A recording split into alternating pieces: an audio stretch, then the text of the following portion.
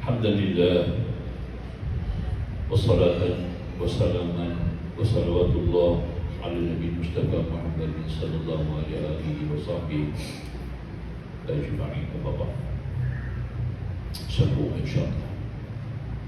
Kata Nabi, nampak di sini nak sebutkan tentang amanah. Ya. Ada 3 perkara yang melekat di Arash. Di Arash ada 3 perkara yang melekat, distempel di Arash Allah. Kata Nabi kata salasun muta'alliqatun bil arsh.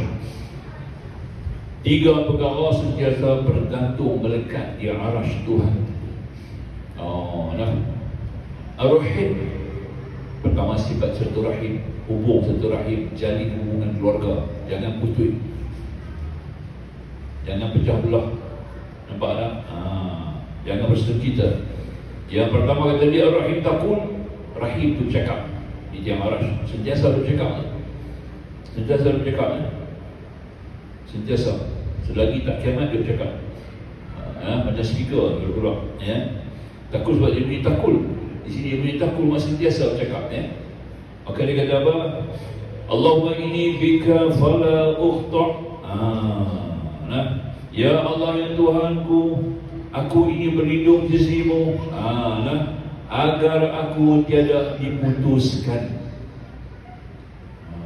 Rahim cakap. Kedua dia kata apa? Wal amanatu taqul.